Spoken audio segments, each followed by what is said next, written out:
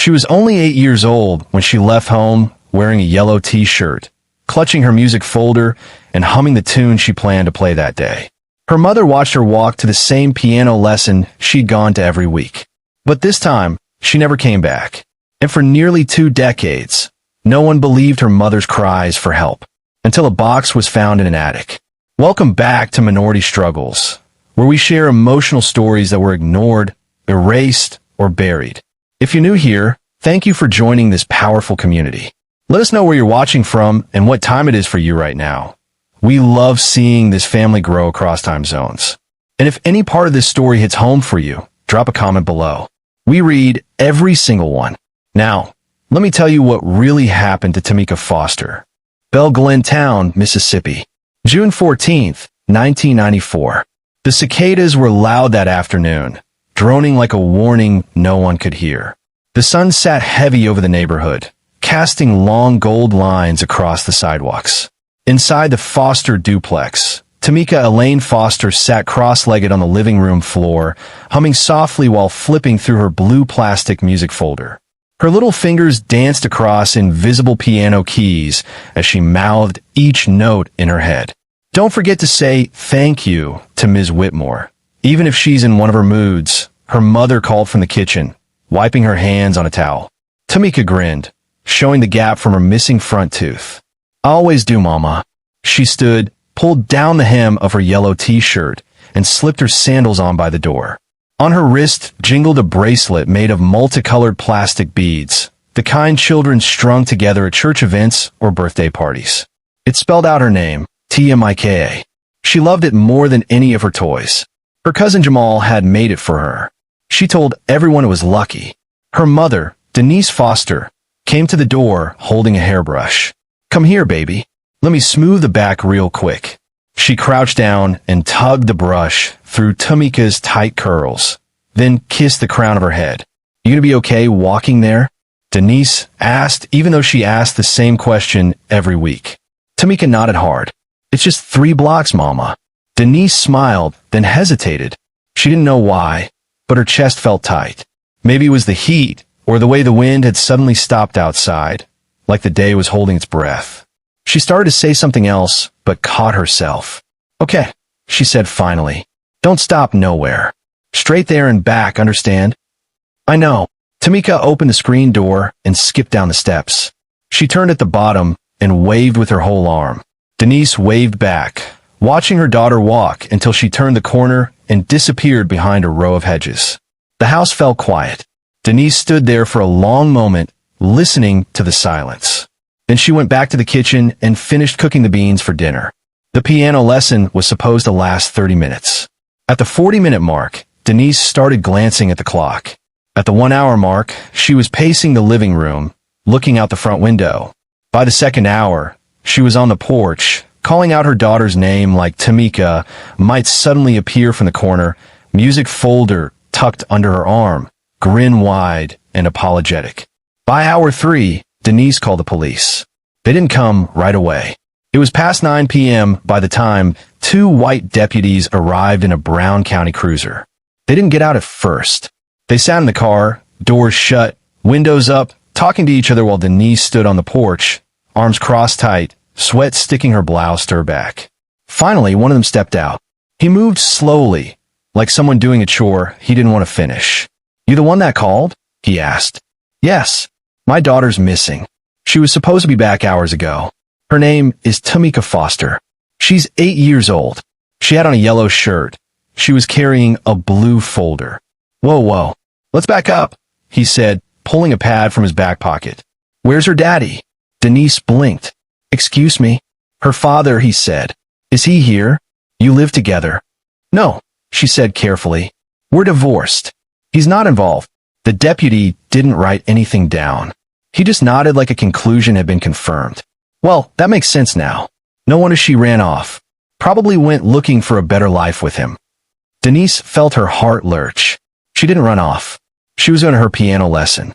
Ms. Whitmore, right up the street. She goes every week. The second deputy leaned on the car door and chuckled under his breath. Y'all always say that, he muttered. Denise's hands clenched. I want a report filed. I want her name in your system. I want to search. The first deputy exhaled like he was being asked for too much. Look, she's probably with a friend, or her daddy, or holed up somewhere mad you wouldn't let her go outside. Happens all the time. Give it the night. If she don't turn up by morning, then we'll talk. He turned to leave. Denise stepped in front of him. She would never just not come home. She knows better. She's a kid, the deputy said with a shrug. They don't always do what you think. I know my child, she snapped. She's never been late, never gone anywhere without telling me. Maybe you just didn't know everything, he replied. Single mamas don't always know what's going on. That's just how it is. Denise stared at him, stunned. Her mouth opened, but nothing came out. She wanted to scream. She wanted to reach out and slap the smirk off his face. But all she could do was watch as both men got back in the cruiser and drove off. No lights, no sirens, no Amber Alert. Because in 1994, there was no such system. And in Belle Glen, Mississippi, a missing black girl wasn't reason enough to panic. That night, Denise sat at the kitchen table, staring at the empty spot where Tamika's blue folder usually sat when she came home. She stayed up until dawn, watching the street from the window, waiting. The next morning, Denise Foster was already dressed when the sun rose. She hadn't slept. Her eyes were red, her hands shaking slightly as she made coffee she wouldn't drink. The yellow shirt Tamika had worn yesterday still hung over the back of the dining chair, left there by instinct, like maybe touching it would bring her home. At 7 a.m. sharp, Denise walked to the Belle Glen Police Department. She brought a photo of Tamika, the school portrait from second grade, with her lopsided smile and her hair clipped into little side puffs. She carried the photo against her chest like a shield. The woman at the front desk didn't look up right away. When she did, she raised her brows.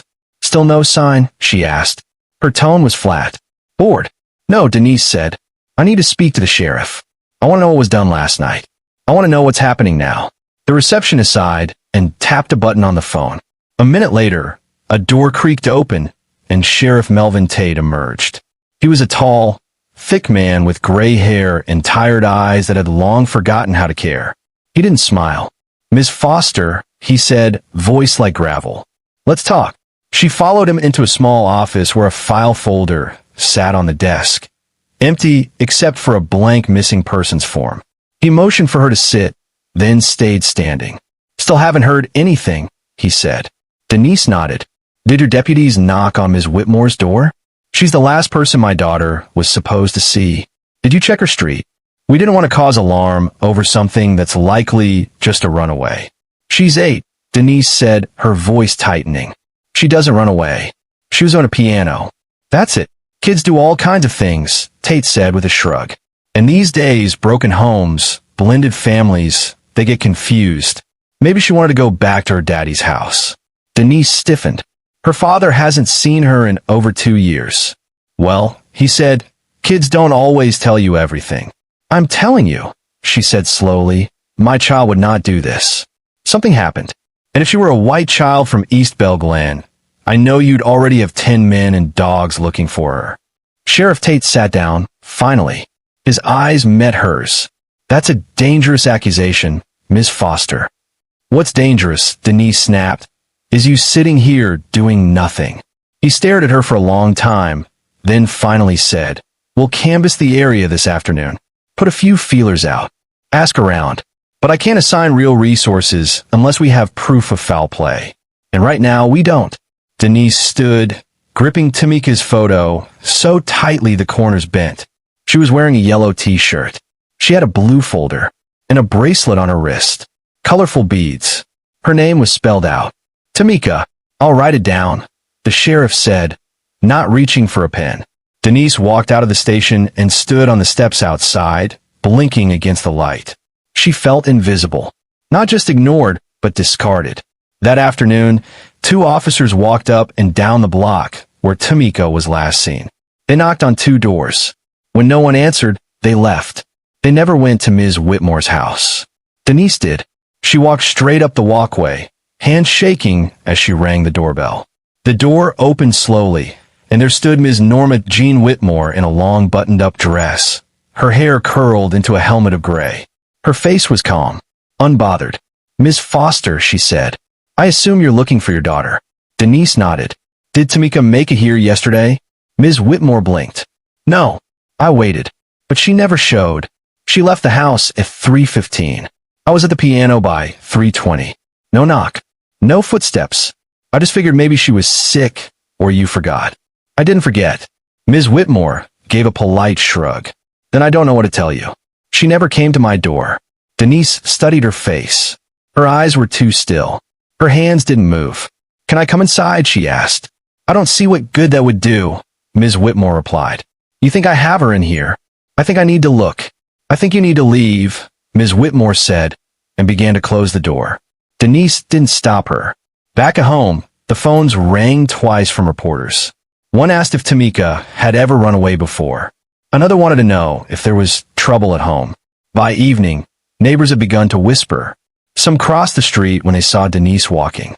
Others offered sympathy that felt like performance. Arms folded, nodding slowly, offering pie but not help. On the news that night, there was no mention of Tamika. Just a story about a 4th of July parade and a new wing being added to the Baptist hospital. By the end of the week, Denise had stapled flyers to every telephone pole in town. She stood outside the grocery store and handed them out herself. The store manager asked her to move along, said she was upsetting customers. Her cousin called from Jackson and said maybe Tamika had wandered into the woods. That happens sometimes. Denise drove to the forest edge herself and shouted her daughter's name for hours. No one joined her. It took 12 days for Tamika's name to appear in the local paper. And even then, it was buried below the fold. A few lines. A small photo. She never even got a headline. Nearly 2 decades had passed since Tamika Foster vanished, and Belle Glen had only grown quieter. Not safer. Not wiser. Just quieter. The old gas station near the school was shuttered now, its faded signs flapping against rusted bolts. The diner where Denise Foster used to treat Tamika to pancakes on Sunday mornings had become a payday loan office with bulletproof glass. Most of the kids from Tamika's school days had long left town, those who could anyway. The rest stayed behind and stopped talking about the girl who never made it home. Hannah Hollowell returned to Belle Glen just after the spring rains, pulling into her grandmother's driveway in a borrowed car. The White House with the red shutters hadn't changed. It still had the stiff, buttoned-up look of a place that had never been lived in, only managed like a museum no one visited. Hannah hadn't seen the inside since she was a child. She barely remembered the smell, but the moment she stepped through the front door, it rushed back. Lemon oil, mildew, and something sterile underneath like dried-up soap in a dish. Her grandmother, Ms. Norma Jean Whitmore, had passed away in 2006, leaving the house to her only grandchild. Hannah had never bothered to return. She hadn't meant to now, either. But after the divorce and a job layoff in Baton Rouge, she needed the money. Selling the property seemed like the cleanest option. She spent the first few days boxing up hymnals, porcelain dolls, and dusty curtains. The piano was still in the same spot, near the back window, covered with a thick cloth. She didn't touch it. Upstairs, the guest room was crammed with boxes. Down the hall, a narrow linen cabinet stood locked with 2 bent nails driven through the wood. Hannah stared at it for a long moment before heading to the garage to find a pry bar. The nails weren't hard to remove. With a few careful tugs, the cabinet opened. Inside were stacks of folded blankets, yellowing lace, and a single shoebox with water stains curling its edges. She pulled it out and sat cross-legged on the hallway floor. The contents were strange. A stained church bulletin dated June 1994. A snapped rosary missing its cross. A brittle piece of sheet music. And at the bottom, beneath a crumpled napkin, lay a child's plastic bracelet made of colored beads, each one a different pastel. It spelled T-M-I-K-A. Hannah held it in her palm, breath catching. She didn't recognize the name, but something about it tugged at a thread inside her. She turned the bracelet over, then carefully unfolded a folded blue paper it had been wrapped in. It was a warped music folder, the kind kids use in elementary school. Inside were several crayon drawings. One of a little girl sitting at a piano, one of a white house with a crooked chimney, and one that was mostly faded, A girl with brown skin and thick hair, standing next to a taller woman drawn in harsh, dark lines. Chills crept down her spine. She rose, carrying the box with her, and went downstairs to the kitchen, where her grandmother had always kept old family photographs in a drawer beneath the china cabinet. She sifted through images labeled in cursive: Easter 1983, youth choir cookout, Lillian's baptism. Then she froze. One photo showed 3 people standing in front of a cabin surrounded by pine trees. Her grandmother, Sheriff Melvin Tate, and a tall white man with cold eyes and a crooked smile. On the back, written in faded ink, Milton's Land. October 1993. Hannah stared at it for a long time. Then, without changing clothes or brushing her hair, she drove straight to the Bell Glen Police Department. It looked the same as it had when she was a child. The front lobby smelled like dust and coffee, and a bored receptionist barely looked up when she entered. Hannah set the bracelet, folder, and photo on the counter. "I think this might be important," she said. "I found it in my grandmother's house." The woman stared down. "That your grandma, Norma Jean?" Hannah nodded. The woman squinted at the bracelet. "This from the girl who went missing back in the 90s? "I don't know," Hannah said honestly. "But it feels like it is." The woman didn't move. Then she slowly picked up the phone and muttered something into it. A few minutes later, a door opened near the back, and a woman stepped through, tall, brown-skinned, with a calm but alert energy that filled the room. She introduced herself. Detective Layla Monroe. Hannah followed her to a small office with cinderblock walls and a window that didn't open. "Tell me what you found," Monroe said. "I was cleaning my grandmother's house. I found a bracelet with a name on it. Tamika. I found drawings. A school music folder. This picture. I don't know anything more than that. But it feels wrong." Detective Monroe opened an evidence bag and carefully slid the bracelet inside. She unfolded the photo. "That's Milton Sturgis. He used to own most of the land west of town. Cabin in the woods. Real quiet man. Sheriff Tate's fishing buddy." She glanced up. "You never heard of Tamika Foster?" Hannah shook her head.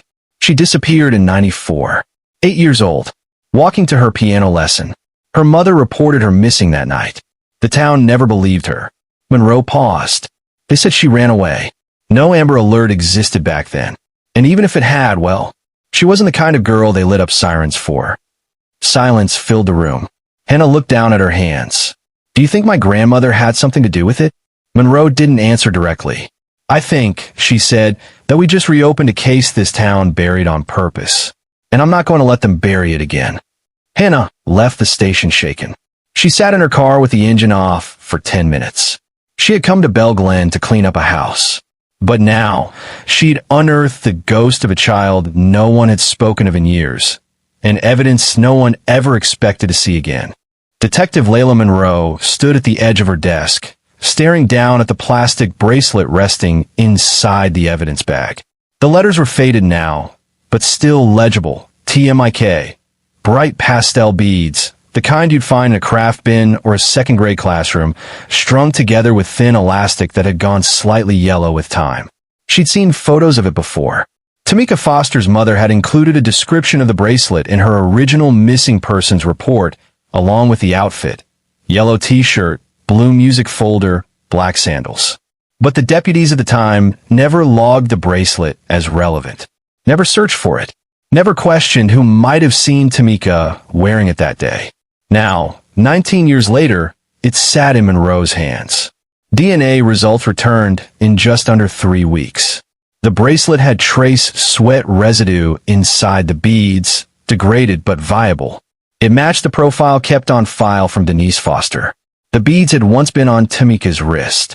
Monroe called Denise herself. She waited until the sun began to fall, when the shadows stretched long across Bell Glen's empty sidewalks. She didn't want to deliver this kind of news in the brightness of morning. It felt wrong. Denise Foster answered the phone in a soft, flat voice. She lived in Jackson now, in a small apartment above a laundromat. She didn't ask how the detective got her number. She didn't say hello. She just said, "Is this about my daughter?" Monroe confirmed it was. "We found a bracelet, the one you described. It tested positive for Tamika's DNA." Denise didn't speak for several seconds. Then she let out something between a sigh and a sound of grief caught in her throat. She never took it off, Denise whispered. She said it was lucky. Her cousin made it. Monroe waited. She was wearing it when she left, Denise continued. I told you. I told everyone. You were right, Monroe said. And we're reopening the investigation now. Officially, Denise didn't ask for details. She didn't ask what had changed or what new leads they had. She just said, I'll come down. I'll be there tomorrow. The next morning, Monroe met her in person. Denise looked older than she should have. Her hair had gone gray around the edges, and her posture had a bend in it, like she'd grown used to carrying the weight of something no one else could see. She wore a plain black shirt, slacks, and sneakers. In the briefing room, Monroe laid out the items on the table. The bracelet, the music folder, the photograph of the cabin. Denise didn't sit. She stood over the table, staring down. I told them she didn't run, she said quietly. They laughed in my face. They never filed a full case, Monroe said. There's barely anything in the archive. No follow-up interviews. No searches. They didn't go into Ms. Whitmore's house. They didn't question the neighbors. In the cabin, Milton Sturgis's place, was never mentioned once in the report. Denise pressed her palm flat on the table, near the music folder. She didn't touch it. She just stared at it like it was made of bone. That's hers, she said. She used to draw when she was bored. She never let go of that folder. I used to tease her about carrying it like a purse. Monroe nodded. I believe you.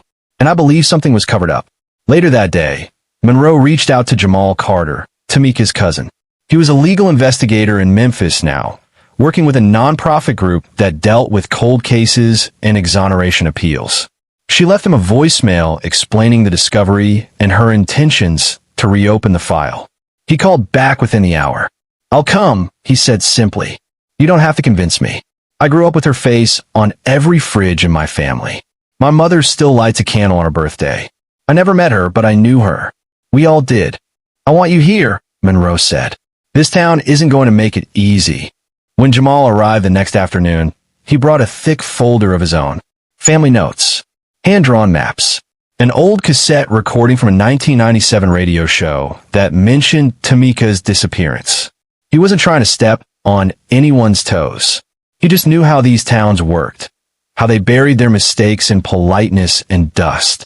Together, Monroe and Jamal reviewed every scrap of the original file. There wasn't much to see. The official timeline was vague. The statements were inconsistent. And Ms. Whitmore's interview notes, if they ever existed, were missing entirely. I want to talk to the woman who found the bracelet, Jamal said. So they arranged a second meeting with Hannah Hollowell. She sat across from them in the same small room, fidgeting with her sleeve. I never knew, she said again. I know that sounds impossible, but my grandmother never spoke about her, never even hinted. If I hadn't found that bracelet, I would have packed everything into boxes and burned half of it. Monroe leaned forward. That photo, the one with your grandmother, Sheriff Tate, and Milton Sturgis. Do you know where it was taken? Hannah hesitated, then shook her head. I remember the name Milton. She used to talk about going to his cabin. I thought it was a church retreat. She said it was God's place. That's all I ever knew. Jamal asked, do you know where the cabin is? I think I can find it, Hannah said quietly. I remember the way the road curved. The trees. There was a tire swing when I was little. Monroe met Jamal's eyes. They both knew. This wasn't just a new lead. It was the beginning of everything finally breaking open. The road to the woods was thinner than it had once been. Vines had reached across the gravel path like fingers, and the trees arched overhead, casting shadows that shifted with every gust of wind. The air was thick with pine and something else, something stale, like rot in time. Hannah Hollowell sat in the passenger seat, giving directions in fragments. Turn here. There used to be a mailbox on that stump. Keep going past the old well. Her voice was tense, her hands restless in her lap. In the back seat, Jamal Carter studied the forest. His jaw was tight. He'd brought a camera, a notebook, and a printed map of Bell Glen with handwritten annotations from the original case file. But nothing he'd read on paper prepared him for the reality of the land. The way the forest seemed to lean in around them, as if it knew what had been hidden here. Detective Layla Monroe drove slowly. Her eyes scanned every gap between the trees. When the car rounded a final bend and the cabin came into view, no one spoke for a moment. The structure stood at the edge of a clearing, half swallowed by ivy and overgrowth. The wood was grayed and cracked, the porch sagging like a broken mouth. One shutter dangled from a rusted hinge. The roof had caved in on one side, exposing splintered beams and a thick carpet of leaves inside. "This is it," Hannah whispered. "That's the porch. I used to sit on that step while she talked with him." Monroe asked. Hannah didn't answer. They stepped out of the car. The cabin door groaned open with a single push. Inside, dust floated in the still air like ash. The floorboards creaked underfoot. Sunlight slanted through the broken roof, illuminating patches of mold and crumbling wallpaper. The place had been abandoned for years, but not untouched. Monroe swept her flashlight across the room. In the far corner stood a small, rusted metal bed frame, barely wide enough for a child. Its mattress was gone, the springs bent inward like something heavy had once rested there too long. On the floor near the bed lay a blue music folder, warped and curling at the edges. Monroe knelt down, careful not to disturb anything. "It's the same kind Hannah found the drawings in," she said softly. Jamal stepped around a pile of leaves and examined the wall behind the bed. There, carved faintly into the wood, were the initials, TF. He didn't move. He just stared at the letters for a long time. His voice, when it came, was quiet. She was here. They collected everything with gloved hands. Monroe photographed the folder from every angle. Jamal marked the initials with a red circle on his map. Hannah stayed in the doorway, hugging herself. "There's a crawl space," she said suddenly. "I remember. Behind that wall. They found the panel, hidden behind a loose board. Inside was only dust and darkness. But in the far corner, Monroe spotted something pale, a small, balled-up child's sock, crusted with mud. She didn't say anything. She just bagged it. Back at the department, the forensics team took over. The sock tested positive for trace human blood, too degraded for a full match, but consistent with a female child. The music folder contained faint fingerprints. One matched Tamika's school file. And the initials? They were shallow, scratched with something blunt, like a hairpin or a nail. Jamal sat in the records room, surrounded by papers no one had touched in years. A retired church janitor, Mr. Harris, had once given a statement that had been buried at the bottom of a folder. Jamal tracked him down in a Bell Glen retirement home. Mr. Harris remembered everything. "I saw her," he said, voice brittle.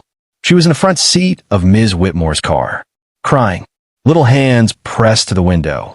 He wiped his eyes. "I told the sheriff. That same week. Told him plain as day.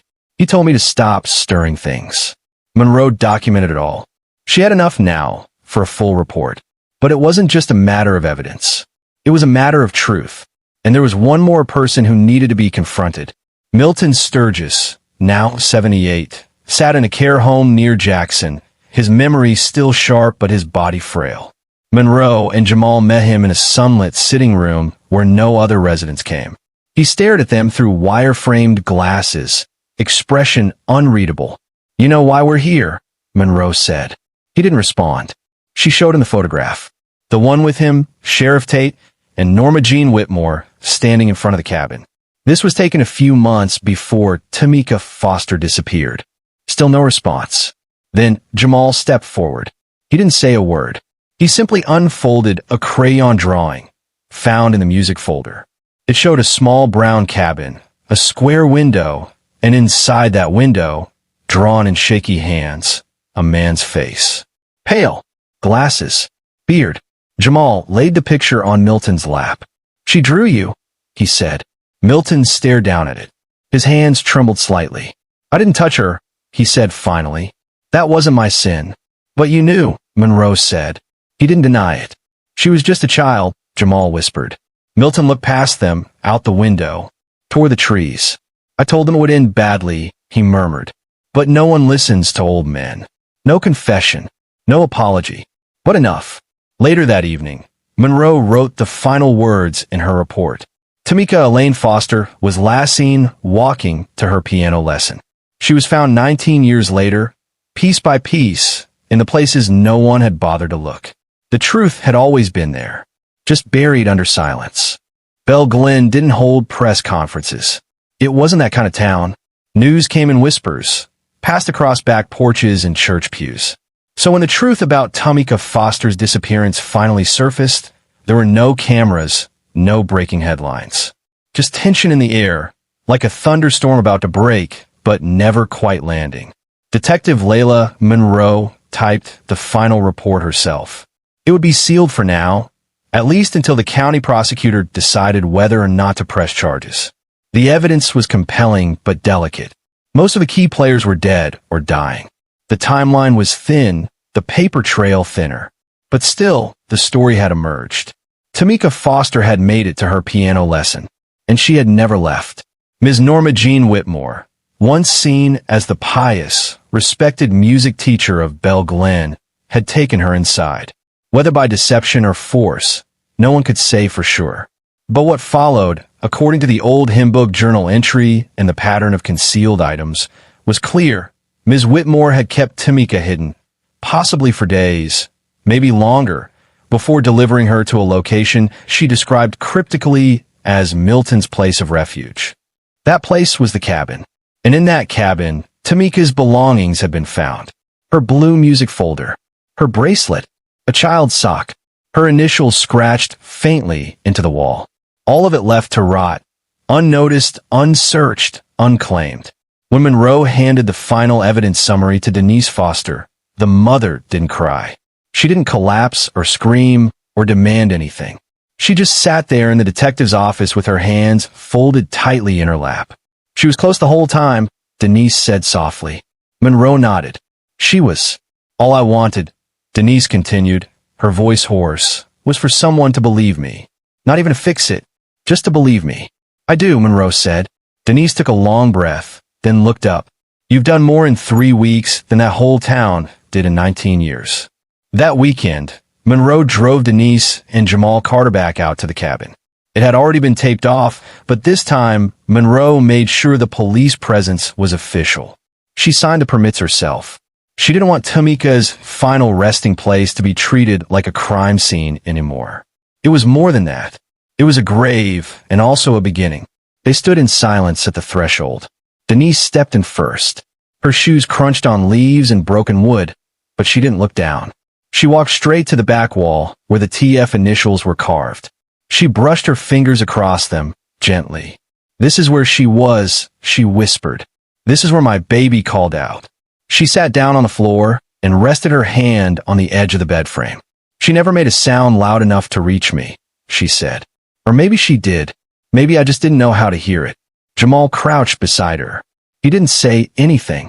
He simply set the crayon drawing, Tamika's drawing of the cabin, on the floor where she had likely drawn it. The square window, the face, the truth she'd left behind. Later that night, Denise returned to her motel room and sat with the bracelet in her hands. The beads were stiff now, brittle, but she remembered when they were shiny, when Tamika would twist them around her wrist and hum while waiting for the piano keys to warm beneath her fingers. She didn't put it away. She wore it to bed. 2 weeks later, the Belle Glen Courier ran a tiny story at the bottom of page 7. It didn't name names. It didn't blame anyone. It called the discovery a long-delayed resolution in the case of a missing child from 1994. But everyone in town knew exactly who it was. A few families offered apologies. Quiet ones, whispered in church hallways or scribbled into anonymous letters. But most stayed silent. The shame was too big, too old, too heavy to lift. Only Hannah Hollowell spoke up publicly. She wrote a letter to the county paper.